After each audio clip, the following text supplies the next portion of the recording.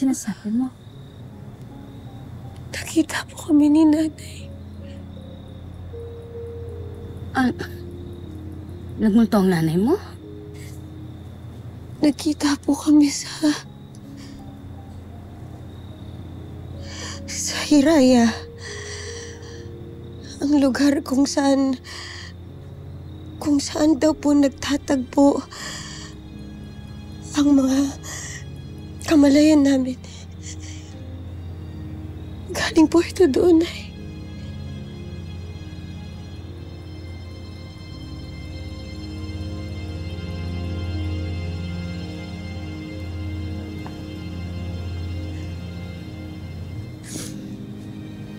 Wala nga ganito dito sa atin.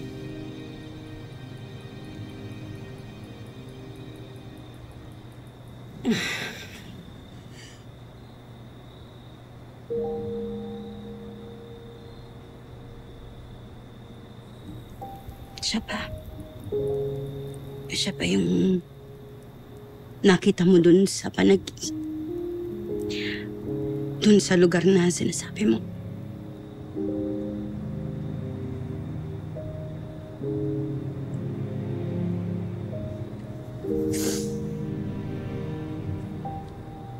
Ang tagal-tagal kong hinintay yan ay. Ang tagal kong hinintay at pinangarap na makasama ko siya. Bitin na bitin pero ang saya-saya ko.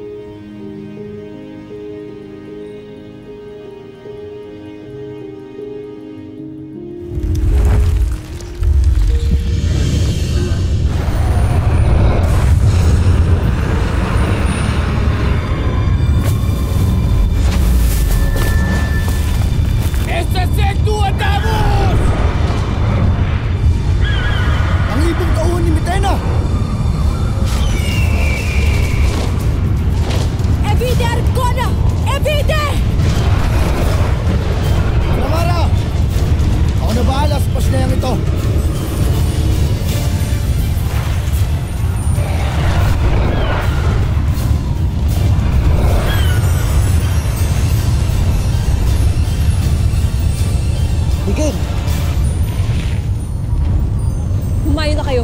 Kami na ng mga lambana ang bahala. Sigurado ka? Oo, Sangre Adamus. Umalis na kayo. Avisala, Eshma. Inay!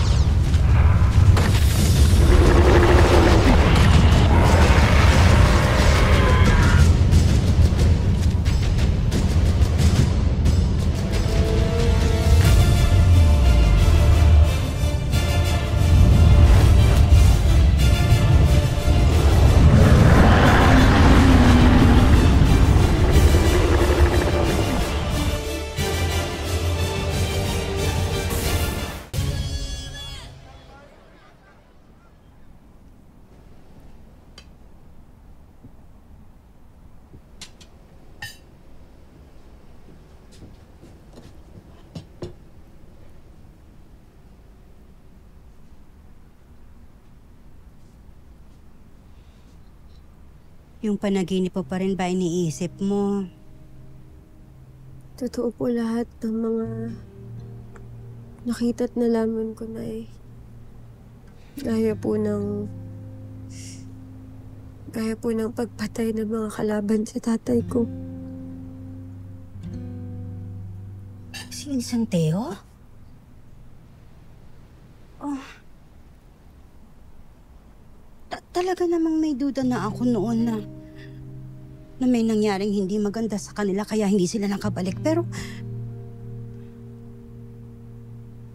ano ba to? Talaga bang maniniwala tayo dyan? Siguro nga po na kailangan ko nga pong pumunta doon po sa sinasabi po nilang Encantadia.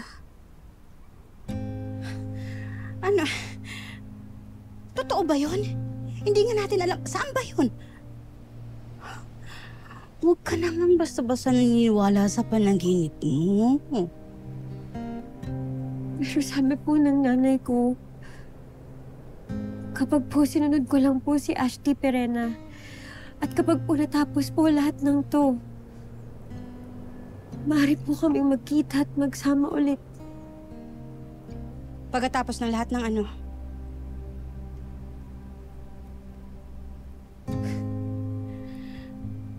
Ito na nga pa yung sinasabi ko eh. Akala ko ba gusto mo lang talagang makilala ang tunay mong nanay? Akala ko hindi mo kami iiwan ng lolo mo.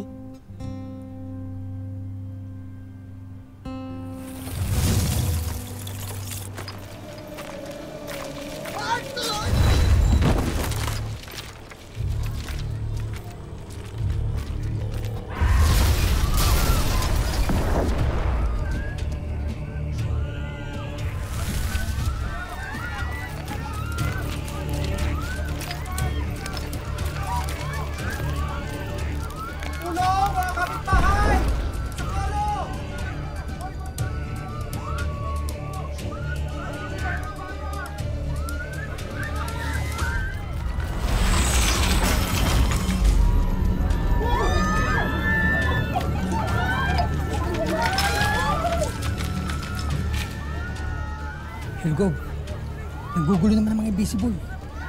Tignan nyo.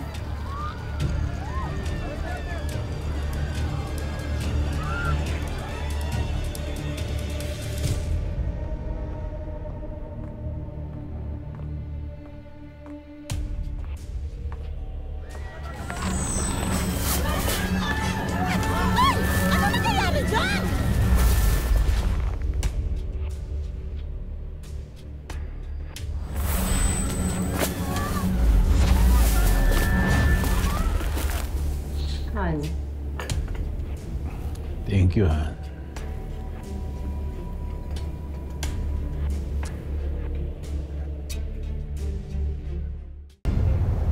Maayos na ang kanyang kalagayan. Salamat, Ashley. Salamat.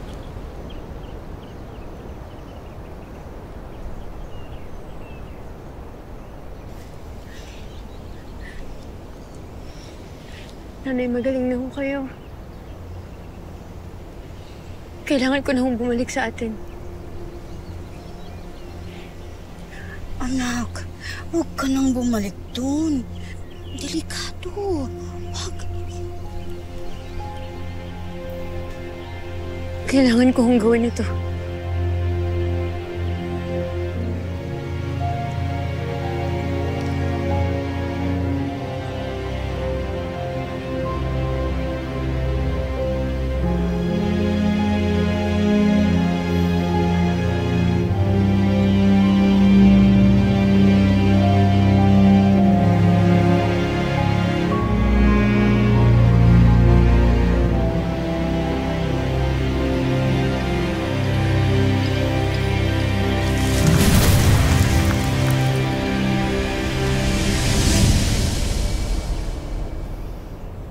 Patuloy nilang lalapastanganin ang mundong ito hanggat alam nilang narito si Tera.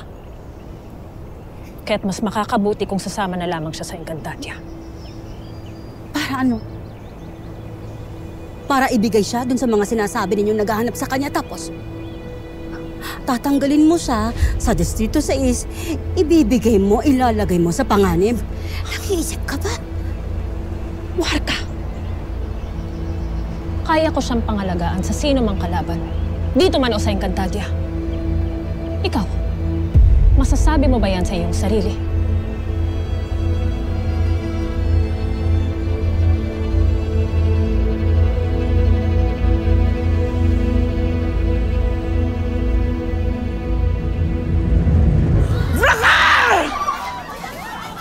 Kung ayaw ninyong sabihin kung nasaan ang sangre, marahil ito ng panahon upang inyong makita kung sino ang dapat ninyong sundin.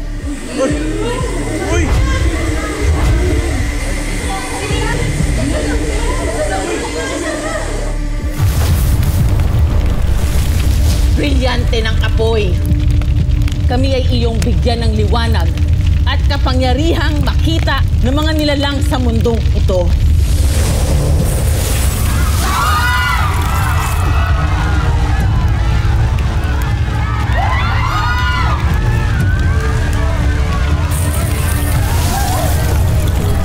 Ay, Devnik, mga mahihinang nilalang!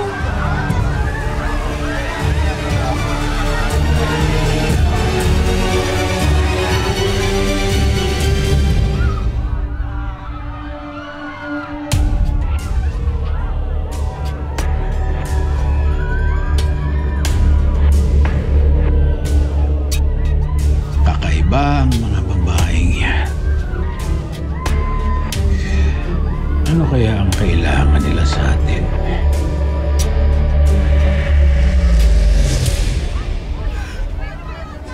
Nasaan ang sangre? Ilabas niyo siya! Nandito na ako!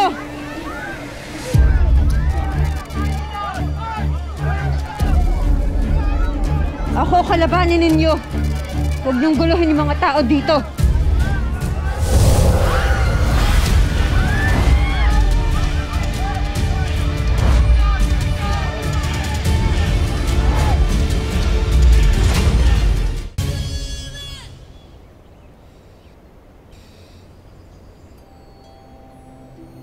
Ayoko. Ayokong kainin to. Laging sinasabi sa akin ng tatay ko, saka ng mga matatanda, huwag akong kakain ng itim na kanin na galing sa mga duwende. Dadali nila ako sa mundo nila at hindi na ako makakabalik kahit kailan. Excuse me. Una, andito ka na po sa mundo namin. Pangalawa, yan po ang nakagaling sa inyo, kaya kailangan mong kumain yan para mas lalo kang lumakas at makabalik ka na sa inyo. Diba? O kung mas nais mong mamatay na lamang sa gutom, mainam rin. Nang sa ganun ay mabawasan ang mga study sa mundong ito. Ang harsh naman niya. Kung hindi ka lamang ibinilin sa amin ni Tera, hindi ka namin tutulungan. Napakatigas ng iyong ulo.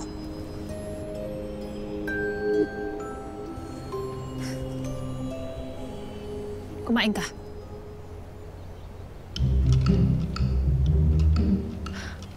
Kakain ka ba o hindi?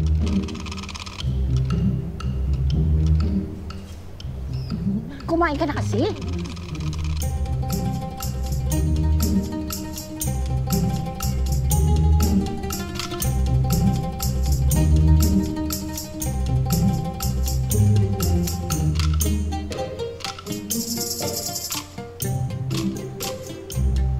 Sige na, kumain mo na. Huwag mo nang titigay. Ano gusto mo, quinoa? Nagagalit pa nga si Perry. Dali.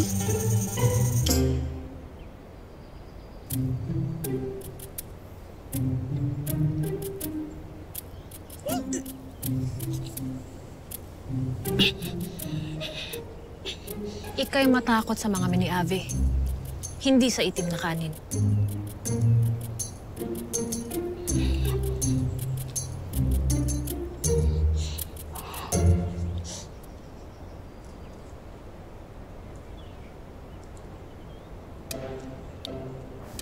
Oh, di ba masarap? Mahirap ba? Ano, airplane gusto mo?